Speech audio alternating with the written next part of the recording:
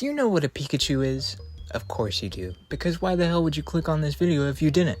But just in case an infinite number of bizarre events perfectly collide to produce someone whose first introduction to Pokemon is this video, I'm sorry. Pokemon is the most profitable multimedia franchise of all time, beating Star Wars, Marvel, Hello Kitty, and even the rat bastard mouse himself. But why? Why of all franchises out there has Pokemon, debatably, survived the test of time and still managed to stay on top? Well, I'm going to attempt to explain that with my pal Memetics. Now, before we actually get into the Pokemon franchise, I have to briefly explain my understanding of Memetics. Memetics is the study of memes. Oh, haha, not those memes, you silly fucking dumbass goose. But rather, the origin of where memes got their name. In 1976, Richard Dawkins published his masterwork, The Selfish Gene. See, at the time, humans were just as stupid as we are now, but with even less information.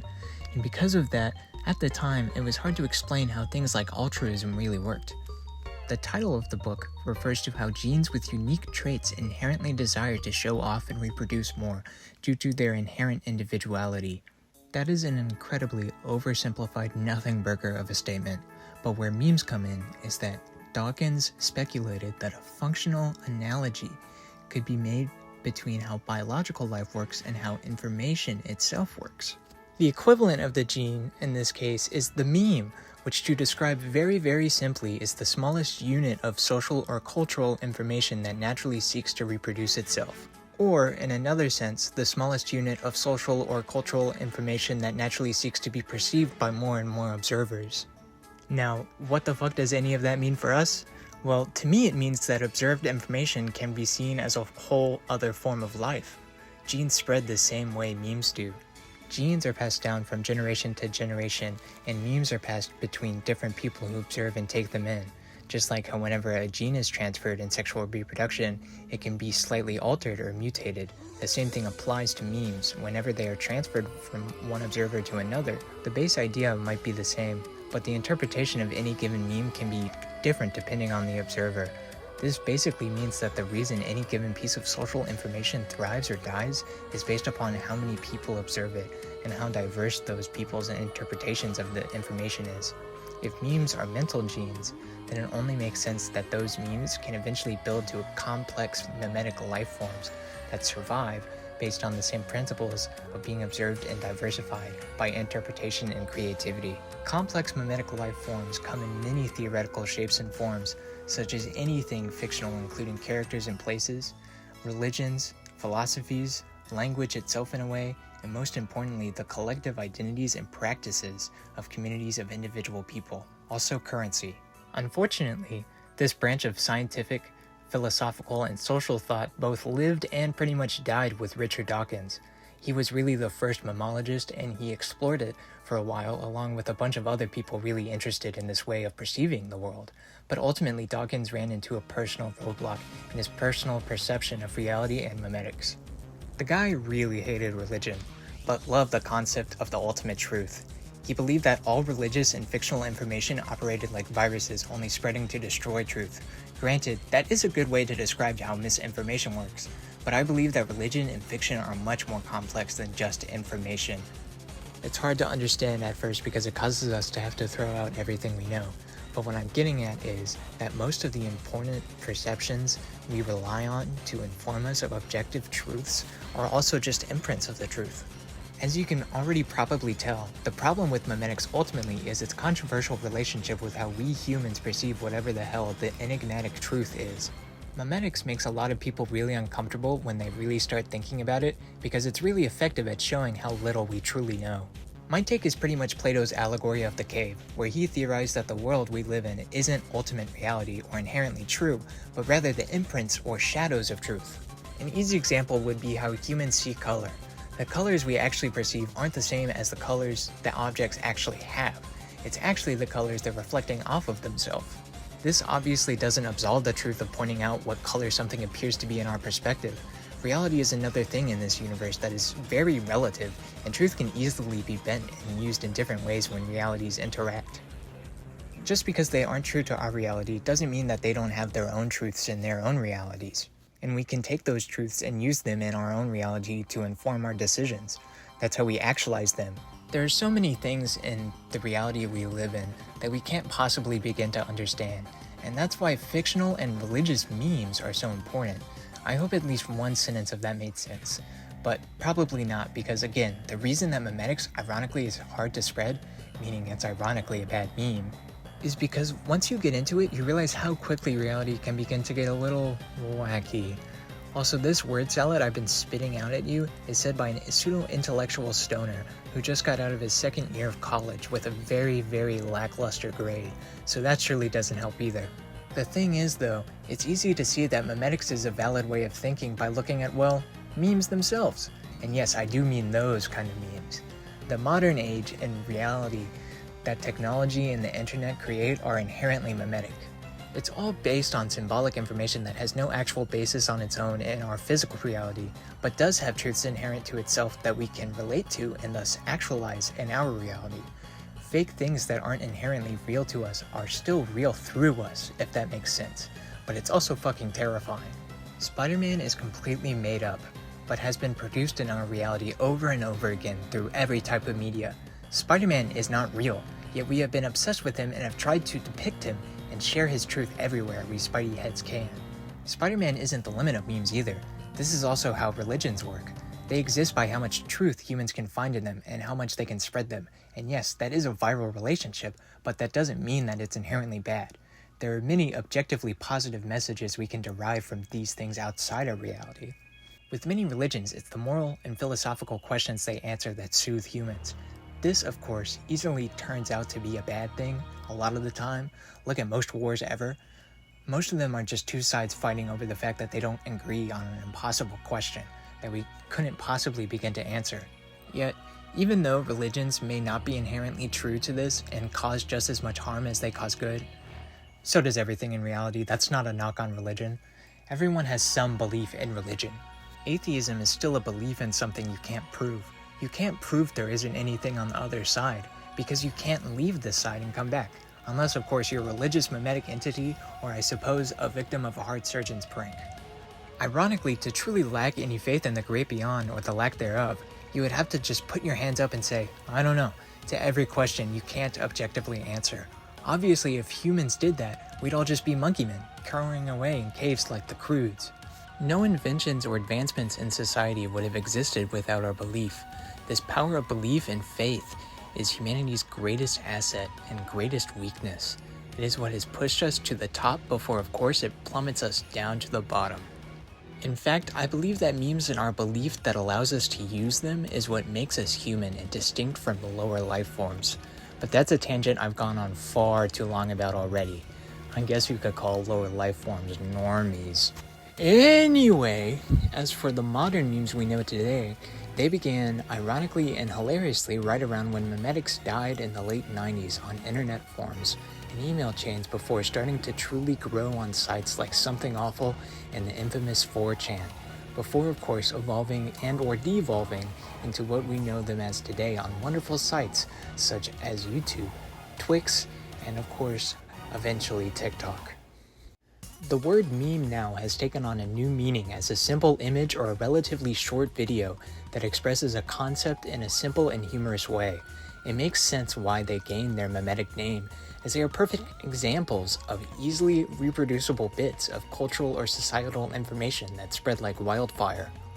It's just that most memes, as people know them today, are meant to be funny rather than explicitly informational. In a way, all memes, as in the new term, are memes, as in the old term. But not all memes are memes. I'm starting to notice a pattern actually. The school of memetics was shut down in the 90s due to a lack of new insights being developed with the old meme analogy. In the late 90s, the first new memes started showing up as human reality began to merge with the fully memetic digital world. Some could call this the dimensional merge even. To really hammer home the Christian joke, you know what else came out in the late 1990s? That's right, Pokemon. Coincidence? Yeah, probably. I could say some shadow government conspiracy intentionally sabotaged the public school of Memetics while using those same principles to drive society to the brink of ruin, but in reality it is just as, if not way more likely, that humans are just really stupid, and Memetics just couldn't do what it was ironically telling us. Oh, whoopsie daisies. This video is supposed to be about Pokemon, not psychotic rambling. So, what the hell does any of this have to do with Pokemon? Fucking everything. Pokemon released first in Japan in 1996 with Red and Green, which became an instant smash hit success and spread rapidly before it finally reached the States in '98 with the release of Red and Blue.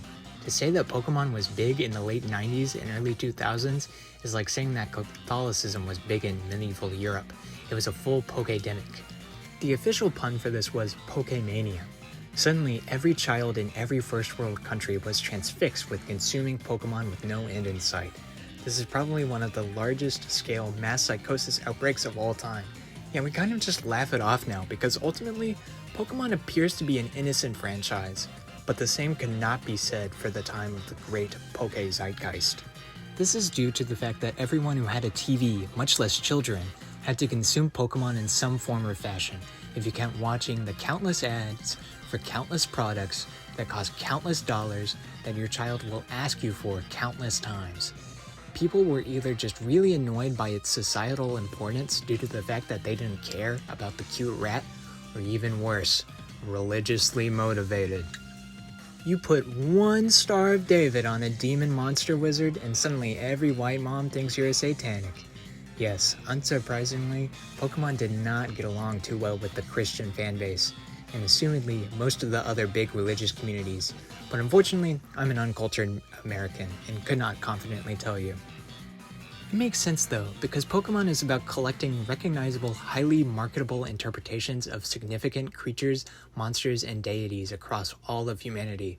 This is especially noticeable in Gen 1, as many of the titular pocket monsters have their mimetic origins in Shinto yokai, which if you don't know are basically spirits and or deities that are part of the traditional Japanese religion of Shintoism.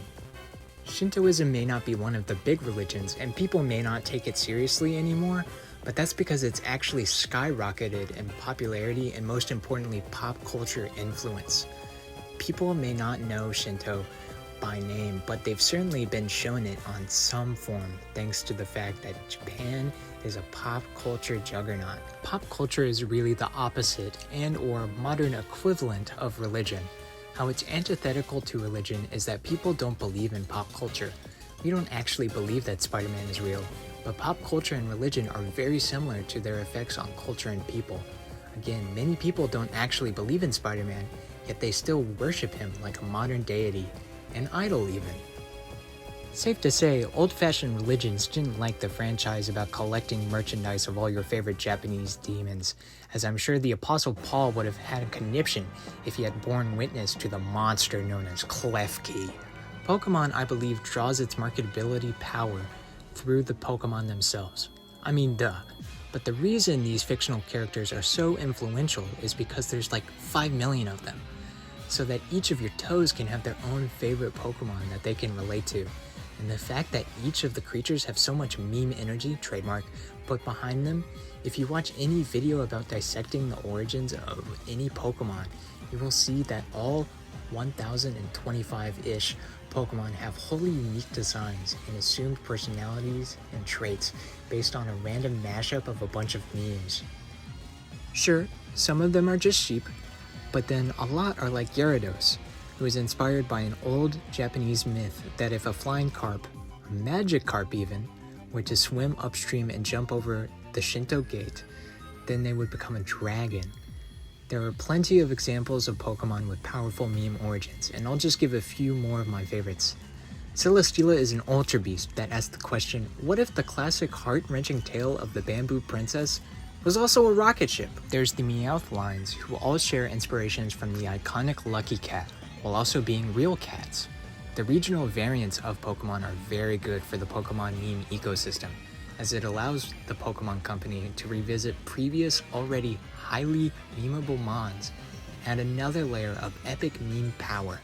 Meowth, for example, has many forms across the modern games. Alolan Meowth is based on gay people, and also the idea of rich white people spoiling the fuck out of their cats, which is why this Meowth and Persian are based on the British Blue Hair, which is a famously pious breed of cat.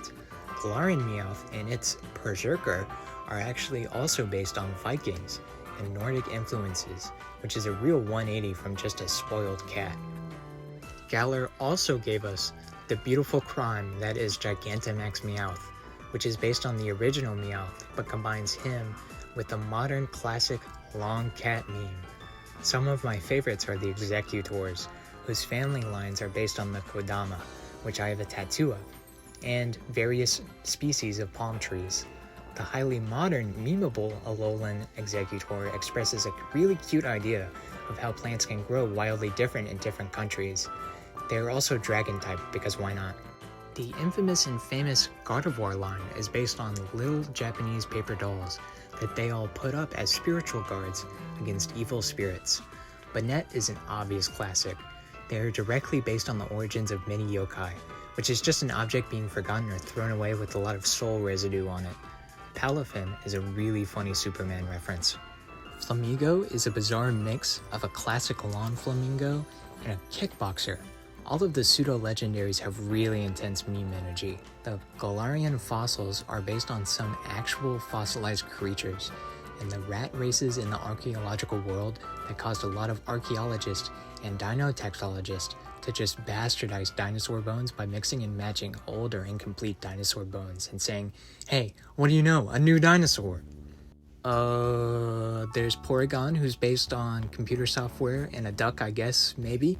And it's really cute how they evolved to a rounder, smoother polygonal model that's also based on those bird water tipper things like the one in Megamind. And then Porygon Z is evolved with a dubious disc and becomes all glitched out like Spamton. All the Reggies are based on golems, not to be confused with the actual golem, who is a rock turtle, but golems from ancient Hebrew lore, which are ancient Jewish robots. They're not just awesome Jewbots though. They are also based on an age of humanity each, examples being rock, ice, steel, medieval, and the modern electric ages, which is so cool. The Kalos trio is based on Nordic mythology, and I just have to explain it a little because it's awesome, and I love God of War. Xerneas is the Yggdrasil, or blue crystal world tree that holds reality, and also the letter X, and also a cool deer. Yveltal represents the three cocks that signal Ragnarok, aka the end of the world, as well as that one bird in God of War who basically just tells Odin, where the wind is from, and of course the letter Y. Zygarde is based on the world snake, who, fun fact, is Loki's son, who sits around Midgard and waits to kill and be killed by Thor at the end of the world. Zygarde also is based on cells and how they come together to form increasingly powerful life, and you'll never guess, the letter Z. All the legendaries, especially box legendaries, are exceedingly inspired. Like, I couldn't even begin to start describing the origins of Unova dragons or the Alolan Light trio. Just watch any of Loxton and Noggin's Pokemon origin videos, or if you're really brave, Alchemy Pokemon videos to scratch the surface on just how information and cultural inspiration is stuffed into each of these wacky fake animal creature things. Okay, just a little fun fact because I love the Alolan Light trio, they're all based on phases of a star. Cosmog is a nebula, Cosmoem can be seen as a nebula supernova, Solgaleo is an average star, which is just like our own sun, and Lunala, as well as Dawnwing's Necrozma, can be seen as symbolizing a massive star, as they shine the same bright light blue. Necrozma is based on a black hole, black dwarf, or the death of a star. Duskmane Necrozma can be seen shooting from a red supergiant star, so it likely symbolizes that. And of course, Ultra Necrozma can be compared to a supernova, or a white dwarf. What brings it all full circle is that Solgaleo and Lunala shinies are this obnoxious red, which I didn't understand until now, because two of the star stages are the red giant and the aforementioned, very distinct, red supergiant. Necrozma shiny isn't anything too revealing. It's just dark blue, which is a color associated with a lot of black holes, but it can also be interpreted as the second lowest color on the light spectrum. The insane amount of information and inspiration packed into each legendary, especially the box arts, is most likely why they are chosen and made as marketable marvels. They have serious iconic and meme power, which may actually be the same power, or derive from it at least. You could also think of it as aura if you wanted to. Another way Pokemon has so much cultural staying power is something I've mentioned a little before, that being the gimmicks. Contrary to common Pokenerd belief, the gimmicks did not start with Gen 6 or even Gen 3, but rather Gen 1. Pokemon itself is a gimmick because it's all about collecting ideas of creatures, but by an insane move from Game Freak, they made the genius Memetic decision to make game exclusives. Yes, the bane of every Poke fan is probably what got it this far in the first place. Instead of just releasing one game with all the little goblikins like a normal game studio, Game Freak made the hilariously ballsy and effective call to separate the creatures into two packages, i.e. red and green, gold, silver, ruby, sapphire. You get the picture. This borderline scam is so effective from a memetic perspective because it forces players of the game to share with others to finish the game. Of course, you could also do the really sad and expensive thing of forking over hundreds of hard-earned dollars to Nintendo for both games and an extra game system because you have no friends. But if you're normal and sociable, the game has an inherent will it places upon the player to connect and spread itself. This is another reason these games are so unbelievably viral, even though every game is complete garbage to about half the franchise and gaming community consistently.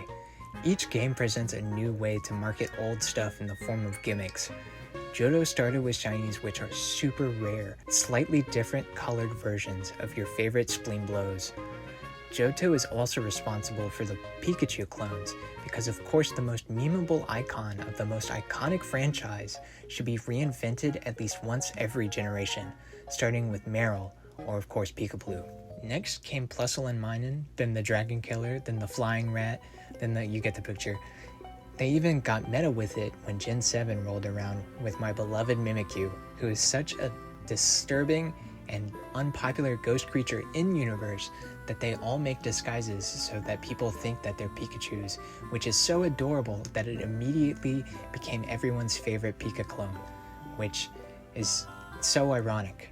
The gimmicks would start getting even more direct with remixing old ideas with new ones in the newer games. Starting with Gen 6, we have Mega Evolutions, regional variants, Gigantamaxes, Convergent Mons, and Paradox forms, kind of.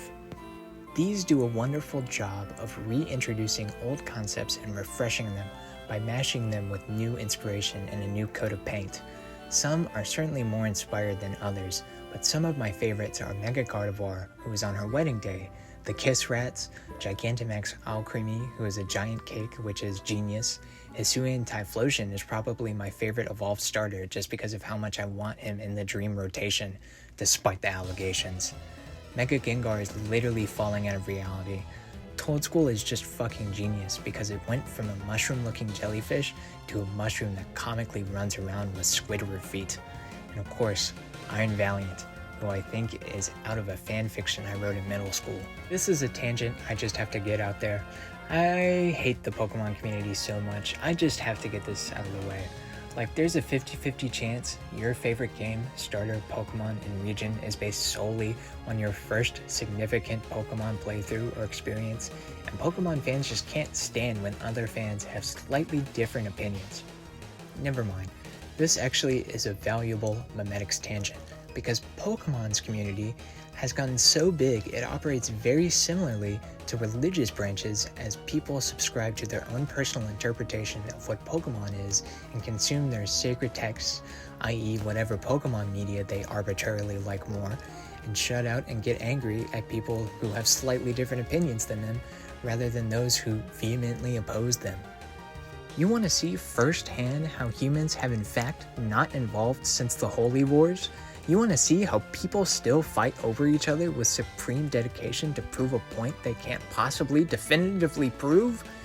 Get a Unova fanboy and a Galar defender in the same room and see which one still comes out intact. Better yet, just go on Pokemon Twitter.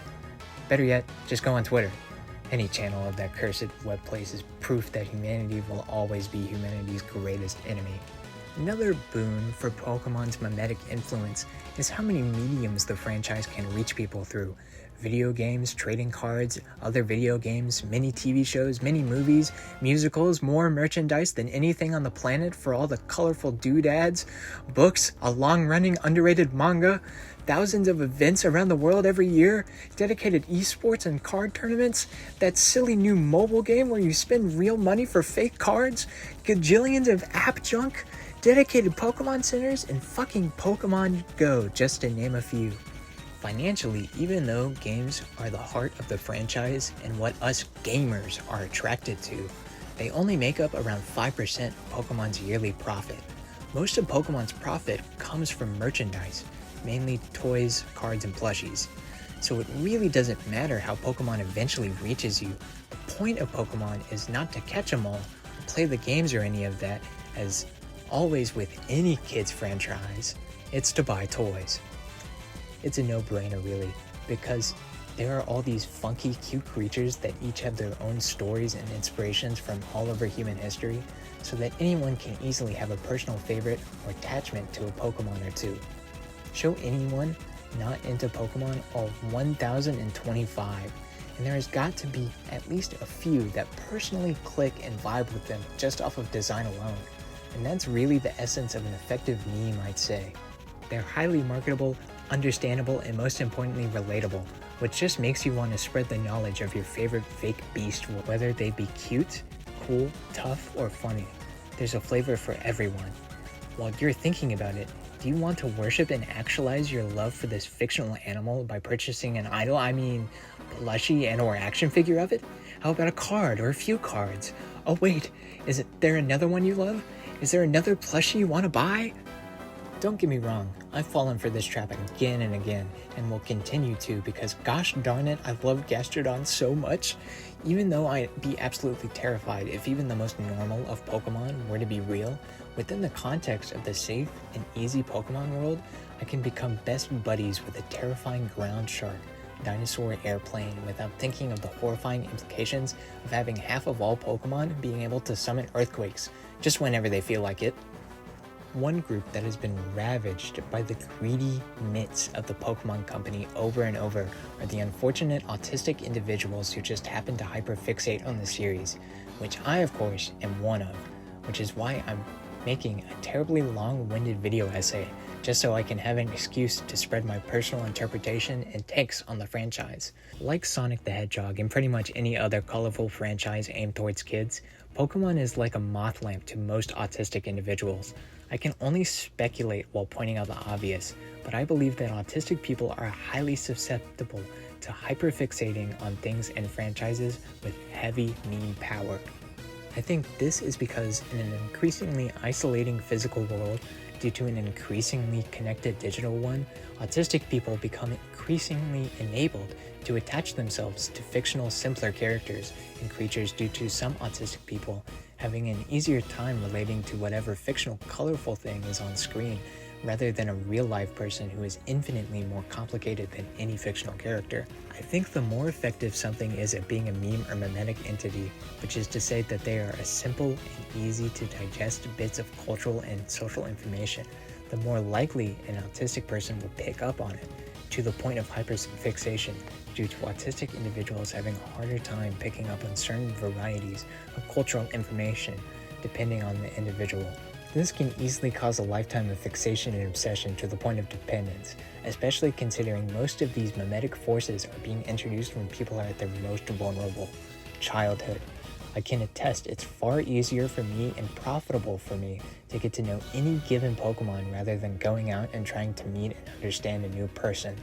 Autistic people are also known for how specifically creative they can be. I believe that creativity and belief go hand in hand, and as such I believe that many autistic individuals have extreme memetic environments in their minds, where some incredibly complex and genius thoughts come incredibly naturally, yet some basic information is almost always imperceivable. This goes along very well with Pokemon, as this can easily allow a very intense bond between autistic individuals and their favorite Pokemon. These personal interpretations of Pokemon by those with autism power can be so intense and complex that they grow like a parasite in their minds, taking over everything and sometimes even taking on a life of their own. You know, I can't talk about autism, Pokemon, and memes without bringing the CPU goddess Blueheart, Christine Weston, Chandler, and Sonichu up. Christian will get their own terrible video one day, but I think they're a great example of how memes can completely destroy a person. To call Chris autistic is to call the ocean a pretty big pond. That is to say, she has a lot more going on than that, and I don't want to give anyone the wrong idea that any autistic person is akin to Christian in any way under the surface level. That being said, this deeply disturbed individual is a fabulous example of how powerful Pokemon memes can be. Christian is the mother or creator, and also, it's complicated, the origin of Sonichu was a fusion of Sonic and Pikachu. Sonichu doesn't have too much of a life outside of Chris, but it's still important to note that this bizarre bastard child of two of autism's most beloved deities, that is Sonichu and the Sonichu species as a whole, has still been replicated on their own with full sincerity. Of course, Chris herself is a meme icon in both meanings of the word, as Chris is incredibly easy to dehumanize herself and just view her as a terrible monster, which is definitely true and incredibly easy to understand from most of pretty much anything she's involved in.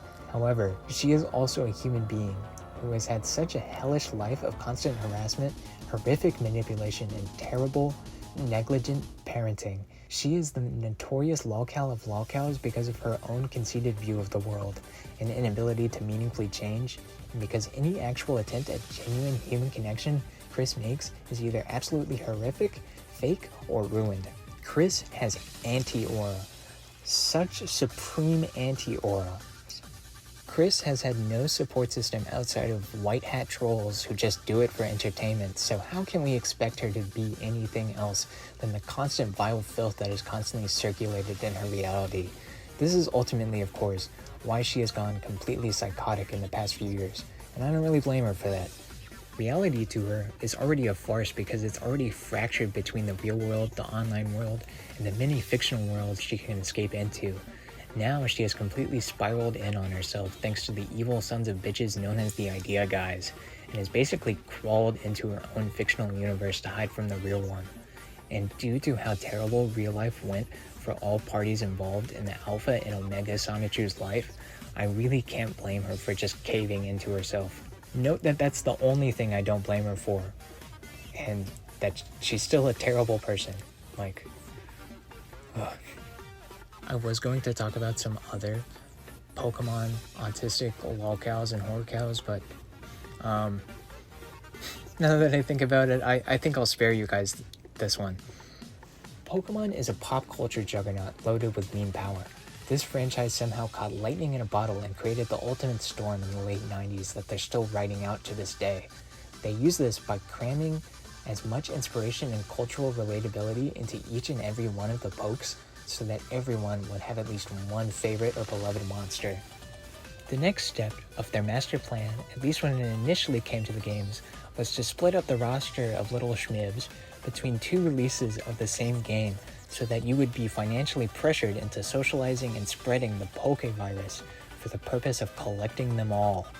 After the initial success of Gen 1, Pokemon then began branching out to all forms of media everywhere all the time, so that Pokemania was impossible to escape. The final step of their master plan is to simply keep reinventing itself every few years with a new generation that introduces a new set of around 100 Scuffles each go around with increasingly diverse and interesting inspirations, while also shoveling previously seen ideas and monsters into new games with shiny new cans of paint. Pokemon Company now just sits back and relaxes as more merchandise is sold and more of their minion demons are spread and worshipped throughout the world. Pokemon has so much influence in the memetic world because it's packaging so much inspiration, which is essentially nutritional information gained from observing pre-existing memes into each and every creature, so that each person is infected and carries at least one Pokemon that they can spread with them. This is truly why I think Pokemon is so culturally impactful through a memetic point of view. Hi, thanks for watching this video. Um, I wanted to make this because I love Pokemon and I love Memetics a lot, and I find it just such an interesting way of viewing the world. So I hope you enjoyed. Engage however you can. Any engagement, whether it's just watching the video or subscribing or whatever, is greatly appreciated. And I hope you have a good day. Thanks for watching. Drive safe.